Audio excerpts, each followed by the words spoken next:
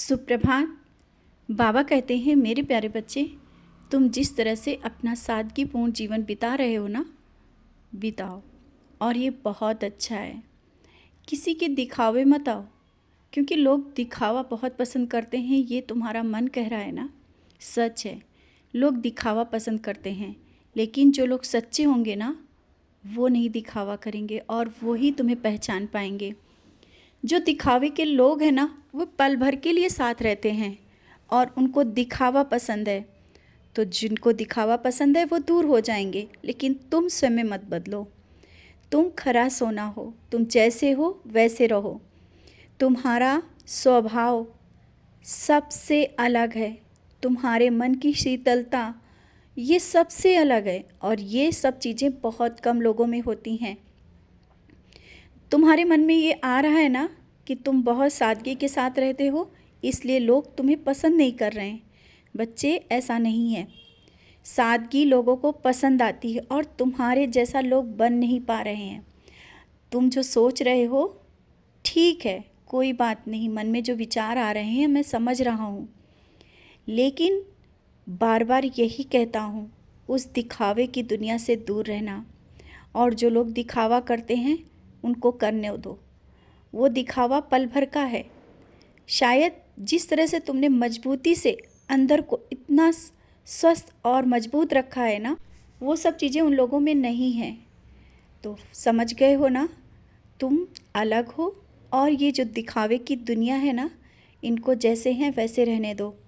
तुम जैसे हो वैसे रहो, किसी के लिए तुम बदलना नहीं।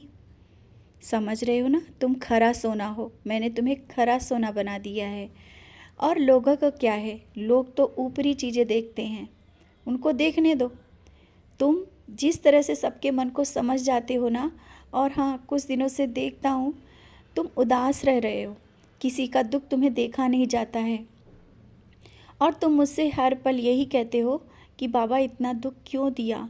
बच्चे, ये कर्मों के फल हैं। जिसके लिए तुम परेशान हो ना, उसको वो तकलीफ़ हो रही है।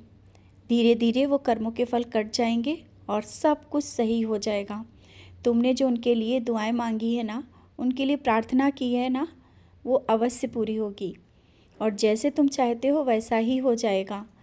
और दूसरों की सेवा करना, कोई अपना भी है उसमें, जिसके लिए तुम चुपचाप मन में कह रहे हो, उसको भी नहीं बता रहे हो, उसके लिए प्रार्थना कर रहे हो, क्योंकि तुम चाहते हो वो कामयाबी में और आगे बढ़े, बहुत कुछ कर पाए।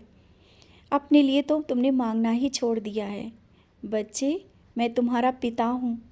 मैं तुम्हें देखता हूँ जब तुम अपने लिए कोई ख्वाहिश नहीं रखते हो। कहते हो सबके जीवन में खुशियाँ हो, जो तुम्हारे अपने हैं वो हमेशा खुश रहें, स्वस्थ रहें, लेकिन अपना दर्द छिपा लेते हो। मुझसे भी दर्द छिपाते हो। कहते हो बाबा परेशान होंगे। तुम मेरा इतना ध्यान रखते हो, तुम मुझसे इतना प्यार करते हो। मैं तुम्हें देखकर मुस्कुरा रहा होता हूँ, मैं देख रहा होता हूँ, तुम्हारी नम आंखें मुझे देखती हैं। मुझसे मिलना चाहते हो ना? अपनी आंखें बंद करके कुछ पल के लिए मुझे याद करो। मैं तो तुम्हारे हृदय में हूँ, और जिस भी वस्तु में तुम देखते हो मैं तुम्हें दिख जाता हूँ। जहाँ भी देखते हो मैं तुम्हें दिखता हूँ, क्योंकि मैं भी तुम्हें देखना चाहता हूँ। और जब किसी से कहते हो ना कि यहाँ बाबा दिख रहे हैं, तो शायद उनको नहीं दिख रहा होता हूँ, क्योंकि मैं तुम्हें देखना चाहता हूँ, मैं तुम्हें दर्शन देता हूँ। और ये तुम्हारी भक्ति और पूजा है जो सफल है।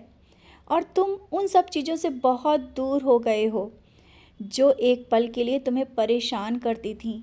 और तुम्हारे अंदर का क्रोध और ये जो चीज़ें थी वो सब दूर हो रही हैं। तुम में एक प्यार की भावना बहुत जागृत हो चुकी है। इसीलिए तो मैंने कहा ना, तुम सबसे अलग हो। तुम्हारे अंदर की एक ऊर्जा जो तुम नामस्मरण से तुमने प्राप्त कर ली है, वो दूसरों का भला हो रहा है। जब तुम दूसरे के लिए प्रेयर करते हो, प्रार्थना करते हो, वो प्रार्थना स्वीकार होती है।